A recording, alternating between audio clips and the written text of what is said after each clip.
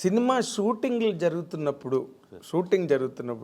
Was there any challenge for you in, అంటే నువ్వు అనుకున్న ఎఫెక్ట్ రావడానికి? షూటింగ్ మాత్రం ఎవ్రీడే ఛాలెంజ్ చేశారు యాక్చువల్లీ. Hmm. రెండు రకాలుగా ఛాలెంజెస్ ఉండేవి. ఒకటి ఏంటంటే ఆర్టిస్టులు ఎక్స్ప్రెషన్ వాళ్ళని మూడ్లోకి తీసుకెళ్ళడం బిగ్గెస్ట్ ఛాలెంజ్. Hmm. నాకు గ్లిజరిన్ వేయటం 90% గ్లిజరిన్ వేయటము ప్రాంప్టింగ్ చెప్పించుకోవటం అనేది అసలు ఎక్కదు సార్. అసలు అని కాన్సన్ట్రేషన్ కుదరదు నాకు. ఓకే. నేను మానిటర్ ముందు కూర్చుంటే నాకు ఆ వాయిస్ తప్ప ఇంకే వాయిస్ వినపడకూడదు. సో ప్రాంప్టింగ్ ఒప్పుకునేవాడిని కాదు. వీలైనంత వరకు ఒక స్ట్రెచ్లో సీన్ చేసేసేయండి. ఓకే. చేసేస్తే తర్వాత క్లోజ్ పెట్టుకుంటా. అది కూడా ఒక స్ట్రెచ్లో చేయండి. గ్లిజరిన్ అవాయిడ్ చేయండి. మూడ్లోకి వెళ్ళండి. మూడ్లో కావడానికి మీకు అరగంట తీసుకోండి, గంట తీసుకోండి, పర్లేదు. సో ఇదొక ఛాలెంజ్ ఉండేది సార్. ఎక్స్ప్రెషన్ కూడా వీళ్ళు సినిమాలకి, కమర్షియల్ సినిమాలకి అలవాటు పడిన ఒక ఎక్స్ప్రెషన్స్ వచ్చుండేవి కదా ఆర్టిస్టులకి. నాకు అది వద్దు. ఎస్.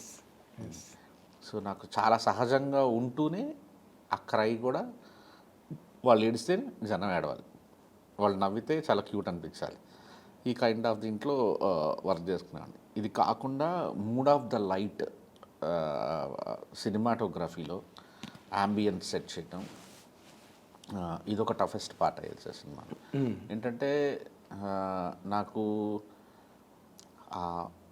అంటే మీరు చూస్తే కొంతమంది సుకుమార్ గారు గమనించారు సార్. ఇప్పుడు ఒక కాలవ ముందు కూర్చోబెట్టాం వైభవర్ష సీన్, అది mood of the light. yes, I catch it. So cinema మొత్తం దాదాపు మీరు చూస్తే ప్రొఫెల్లర్లు ఉంటాయి సార్. మొత్తం గాలి కొడతానే ఉంటుంది ఎక్కడ పట్టినా.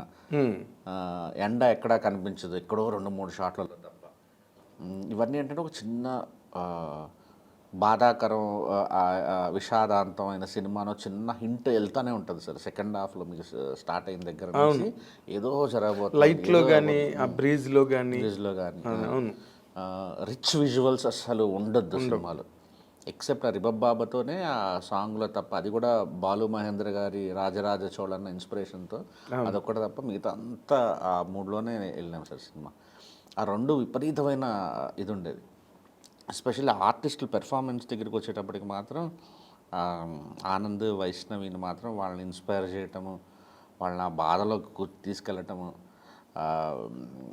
చాలా చాలా అసలు. అంటే లంపకాయలు గొడ్డలు గట్ట అలాంటివి ఏం చేయలేదా? కొంతమంది డైరెక్టర్లు, తేజాక పేరుంది, లంపకాయలు కొడతాడు మూడ్లని. ఫస్ట్ సినిమాలో మిస్టేక్ చేసేసాను, కొట్టలేదు కానీ తిట్టేవాడిని ఆర్టిస్టులని కోపంతో. చలిదానికి బుద్ధి లేదా, ఇది లేదా, అట్లా తిట్టేవాడిని. దానివల్ల పోయేది డైరెక్టర్కే. ముందు వాళ్ళ మొహం మీద వాళ్ళు ఫస్ట్ మూడ్లోంచి బయటకు వెళ్ళిపోతారు, తర్వాత ఇంకో 20 టేకులు చేస్తారు. దానివల్ల ఎవరికి మనకి ఓకే వాళ్ళని బతిమాలాడో బొమ్మలాడో పని చేయించుకోవాలి అంతే. కాకపోతే వైష్ణవిని అలా డీల్ చేసేవాడిని కాదు. వైష్ణవిని కొద్దిగా ప్యాంపర్ చేసేవాడిని. కొద్దిగా నువ్వు చేస్తూ గ్రేట్ పెర్ఫార్మెన్స్, నువ్వు అసలు ఏమనుకుంటున్నావు నీ గురించి, ఇలా ఒక్కోసారి వర్కౌట్ చేసేది కాదు, ఇంకా ఓవర్ కాన్ఫిడెంట్ అయిపోయేది. అప్పుడు తిట్టాల్సి వచ్చేది ఒక్కోసారి. అంటే ఇంత జరుగుతున్న గిల్ట్ ఉండేది కాదు తన ఫేస్లో. అంటే 20వ టేక్, 22వ టేక్, అంటే ఏంటి డైరెక్టర్ 22వ టేక్ చెప్తున్నా నేను చేయలేకపోతున్నానా అనే గిల్ట్ ఉండేది కాదు. అప్పుడు ఏం చేసేవాడంటే ఒక 25వ టేక్ రాగానే సెట్లు అందరి చేసి చప్పట్లు కొట్టించేవాడిని. ఓకే. అప్పుడు గిల్ట్ స్టార్ట్ అయ్యేది. అమ్మ 25 టేకులు తిన్నారా నేను అనుకొని 2-3 టేకులు చేసేది. సో డిఫరెంట్గా డీల్ చేసేవాడిని. అంటే నువ్వు సినిమాలోనే కాదు, షూటింగ్లో కూడా న్యూ ట్రీట్మెంట్ ఇచ్చావు అనమాట. అంతే సార్. చప్పట్లు కొట్టడం అనేది ఎక్కడ మేము చూడలేదు. 25 టేకులు తినింది కొట్టండి అందరూ ఒకసారి చప్పట్లు, అందరూ చప్పట్లు కొట్టేవాళ్ళు. అప్పుడు సార్ ఏంటి సార్ ఇట్లా చేస్తున్నారు సార్ అని చూస్తారు, 5 minutes టైం ఏంటి అని చెప్పి వెళ్ళి వచ్చి చేసేది అప్పుడు. ఓకే. సో ప్యాంపరింగ్ పర్సన్ అనమాట వైష్ణవి. కొంత సార్ ఒక ఆనంద్తో ఏం ప్రాబ్లం రాలేదా? ఆనంద్ అసలు సార్ అంటే ఆనంద్ ముందు అడిగేస్తాడు సార్, క్యారవాన్లోనే అడుగుతాడు, సెట్లోకి వచ్చిన తర్వాత అడుగుతాడు. మ్యాక్సిమం ఇంకొక సెట్లోకి వచ్చిన తర్వాత కూడా నాన్ సింక్లో ఇద్దరు ఉన్నామంటే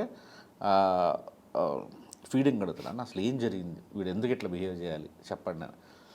అంటే ఆనంద్ ఫీలింగ్ ఏంటంటే నేను అందరు ఆర్టిస్టుల కంటే నేను చాలా సెటిల్గా చేస్తాను, మీరు అంటే అసలు ఇంకా అది కూడా చేయించట్లేదు అనేది ఆ భయం వేసేసేది.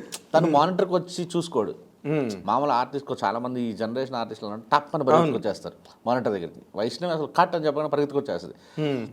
ఆనంద్ అలా రాడు. ఆనంద్ కాన్ఫిడెంట్గా డైరెక్టర్కి నచ్చింది కదా ఆయన మనం చూస్తే మళ్ళీ మనం వేరే దీంట్లోకి వెళ్తాం అనే దీంట్లో ఉంటాడు. ఓకే. సో ఆనంద్కి ఆ ఫీడింగ్ ఇచ్చి పెట్టేస్తే అసలు ఇంకా వేరే ప్రాబ్లమే లేదు అసలు. ఓకే. మరి విరాజ్ విరాజ్కి ఎట్లా అంటే డీటెయిలింగ్ చెప్పాలి సార్ మనం. ఓకే. తనకి అంటే ఆ క్యారెక్టర్ ఎలా ఉంటుందంటే ఎడ్జ్ మీద ఉంటుంది. ఇప్పుడు నువ్వు శారీ కట్టుకోరా అన్న, లేకపోతే ఈ వీడియో చూపించి బ్లాక్మెయిల్ చేసిన, అవన్నీ నెగిటివ్. నిజంగా చెప్పాలంటే నెగిటివ్. కానీ అమ్మ అనింది కాబట్టి నేను అన్నాను. ఇవన్నీ చేయాలంటే డైరెక్టర్ కరెక్ట్గా ఇవ్వాలి ఇన్పుట్ కరెక్ట్. ఇలా చేస్తే నువ్వు హీరో అవుతావు. ఇంత కానీ ఎక్స్ప్రెషన్ అంతకుమించి వెళ్ళిందా విలన్ అయిపోతావు. సో అలా నేను ప్రతిసారి తను చేసేసాను, సూపర్ చేశాను అనుకున్నా, దీనివల్ల నువ్వు విలన్ అయిపోతావు, ఇంకా తగ్గించి అని క్లియర్ కట్గా చెప్పేవాడు సార్. అదే మోతాదు బాగా తగ్గించి, అందుకే ఆ 3 క్యారెక్టర్లు కూడా బాగా బ్యాలెన్స్ అయ్యి సినిమాలోని ఎక్కడ ఎవరి మీద మన కోపం రాదు సినిమాలో. కొంచెం బాధ అసలు ఆ ఫ్లైఓవర్ మీద బ్రిడ్జి మీద సీన్ ఉంది, అది దట్ ఈజ్ ఎ లెసన్. చాలా మందికి చూసి నేర్చుకోవచ్చు అనమాట. ఆ సీన్ ఎలా చేయాలి అంటే మాత్రం that is a text book అన్డౌటెడ్గా. అసలు ఆ సీన్ చేసినప్పుడు what is your feeling Rajesh? Because you're taking the cinema to almost a finishing level. ఆ పాయింట్ దేర్ అన్నీ అయిపోయి, నువ్వు చెప్పాల్సినవి, చూపించాల్సినవి, ప్రేక్షకుల మనసు పాడు చేయాల్సినవి అన్నీ అయిపోయాయి అప్పటికి. ఇది ఇంకా almost pitching to the top. ఆ సీన్ ఎలాగా అనిపించింది? బన్నీ గారు చెప్పిన అది biggest risk in the film అన్నారు. అక్కడికే సినిమా అయిపోయింది. ఇంకా అక్కడి నుంచి నువ్వు 9 నిమిషాలు సీన్ పెట్టావంటే ఇంకా అసలు అది అంటే నేను అమాయకత్వంతో పెట్టుంటాను బహుశా. సీరియస్లీ 9 నిమిషాల సీన్ అది సార్ అందరికీ టైట్గా నడుస్తుంది సార్. ప్రొడ్యూసర్ ఎస్కేఎన్కి నేను హ్యాట్స్ ఆఫ్ చెప్పాలి.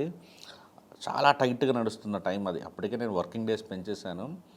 అది ఒక సెంట్రల్ గవర్నమెంట్, ఇటు సైడ్ సెంట్రల్ గవర్నమెంట్ పర్మిషన్ తీసుకోవాలి, ఇటు స్టేట్ గవర్నమెంట్ పర్మిషన్ తీసుకోవాల్సి వచ్చిన ఒక లొకేషన్ సార్ అది.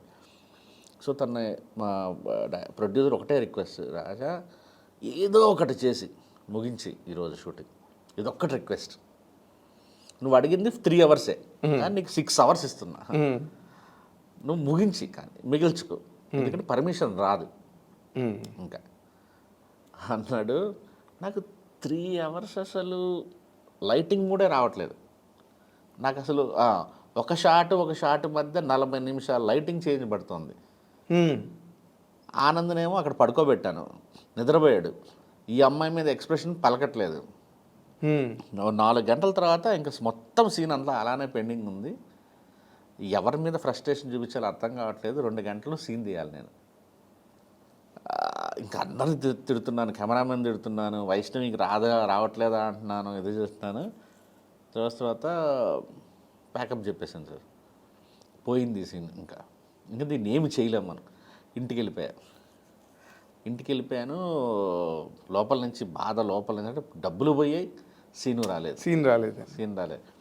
ఎస్కేఎన్ ఫోన్ చేశాడు, ఏమైంది అన్నాడు. ఇలా అయింది, ఈ సీన్ తీసేసి నేను ఇంకెక్కడైనా రోడ్ మీద ఎక్కడైనా పెట్టి చేసుకుంటాను, ప్రాబ్లం ఏం లేదు. కాకపోతే ఇప్పుడు ఏదైతే ఉందో ఒక 7 లక్షలు 8 లక్షలు అవి పోయినాయి, నా రెమ్యూనరేషన్ బ్యాలెన్స్ ఉంది కదా దానిలో కట్ చేసుకో కుదిరితే అని చెప్పాను సార్. రెమ్యూనరేషన్లో బ్యాలెన్స్లో కట్ చేసుకోవడం కాదు కానీ నేను నా సంఘం నాకు నువ్వు అక్కడే సినిమా వెళ్ళి నేను పట్టుకొస్తా, ఎవరి కాళ్ళలో పట్టుకొస్తా. కానీ ఇప్పుడు మరి ఎట్లా తీస్తావు, నిన్న రాంది ఈరోజు ఎలా వస్తుంది, అది ఒక్కటి మాత్రం ఆలోచించుకో అని చెప్పి వెళ్ళి పర్మిషన్ తెచ్చాడు సార్. మళ్ళీ పక్కన కరెక్ట్గా అడిగాడు, కరెక్ట్గా చెప్పాడు, కరెక్ట్గా చేసాడు. ఆ నెక్స్ట్ డే ఫుల్ అందరిలో ఒక కసుని ఉంది. ఇద్దరికి ఆనంద్కి చెప్పాను, కెమెరామెన్ చెప్పాను, సార్ అసలు టైం తీసుకోవద్దు, సెట్లో పిన్ డ్రాప్ సైలెన్స్ ఉండాలి, ఎవరు మాట్లాడకండి అసలు. నేను మూడ్లో ఉంటా, వాళ్ళు మూడ్లో ఉంటారు, మేము ముగ్గురం తప్ప ఇంకెవ్వరు పని చేయకండి, అందరూ సైలెన్స్గా ఉన్నారు. లైట్ ఇలానే ఉంటుంది, పెద్ద మార్పు లేదు, ఎవరు పట్టించుకోండి లైటింగ్ ఏంటి ఏది అనేది. అని చెప్పిన తర్వాత ఆనంద్ ఏడుస్తుంటే నేను ఏడుస్తున్నాను సార్. ఎదురుగా అమ్మాయి సజెషన్లో ఉంటుంది, ఆ అమ్మాయి ఏడుస్తుంది. ఒకే స్ట్రెచ్లో మొత్తం ఎంటైర్ స్ట్రెచ్ కింద నుంచి పైకి లేచి డైలాగ్ చెప్పి ఆ అమ్మాయిని పిలిచి కాళ్ళు పట్టుకునేందుకు ఒకే స్ట్రెచ్లో చేశాడు. మళ్ళీ క్లోజ్ పెడితే మళ్ళీ అటే స్ట్రెచ్లో చేశాడు. ఈ వైష్ణవి అంత అటే స్ట్రెచ్లో చేసింది. అసలు ముగ్గురం ఏడుస్తూనే ఉన్నాం సార్. అంటే నేను యాక్షన్ కట్ చెప్తూ నేను ఏడుస్తున్నాను, నా అసిస్టెంట్లు ఏడుస్తున్నారు, లైట్మెన్లు ఏడుస్తున్నారు. ఆ స్క్రీన్ మీద మీకు ఎంటైర్ టోటాలిటీలో ఇంపాక్ట్ కొంతమందికి చాలా ఇంపాక్ట్ఫుల్ అనిపించవచ్చు, కానీ ఆ సీన్గా మాత్రం చూసినప్పుడు ఎక్స్ట్రాడనరీ ఉంటుంది సార్ అది. అవును అవును. ఇంటికెళ్ళి నాకు వైష్ణవి ఫోటో మీకు పంపిస్తాను వాట్సాప్లో, చూడండి. తన కళ్ళు ఇలా ఉబ్బిపోయి ఇంతలా ఉన్నా నెక్స్ట్ రోజు షూటింగ్ చేయలేము సార్, ఇంపాసిబుల్ సార్. అసలు ఇవి తగ్గడానికి 2 రోజులు 3 రోజులు పడుతుంది. ఏడ్చి అవును నిజంగా. వాళ్ళిద్దరికి రియల్ లైఫ్లో జరిగిన వాళ్ళిద్దరు నాతో ఊరినే షేర్ చేసుకున్న కొన్ని మూమెంట్స్కి నేనేదో నా చుట్టూ ఒక కథ అల్లి, సో ఆ మూడ్లో ఉండను అన్న, అదే గుర్తు తెచ్చుకోండి అన్న అని చెప్పి ఆనంద్కి వైష్ణవికి అసలు ఇంక వదిలితే ఇప్పుడు ఆనంద్ అనేవాడు ఆడు నీ లైఫ్లో ఉండడు అని తన్ని ట్రిగ్గర్ చేసి అట్లా వదిలి బెస్ట్ ఎక్స్పీరియన్స్ సార్. అంటే ఒక ఏదో ఐకానిక్ సీన్ తీసిన ఫీలింగ్ వచ్చింది. అలా కాదు, 100% ఇట్స్ అన్ ఐకానిక్ సీన్.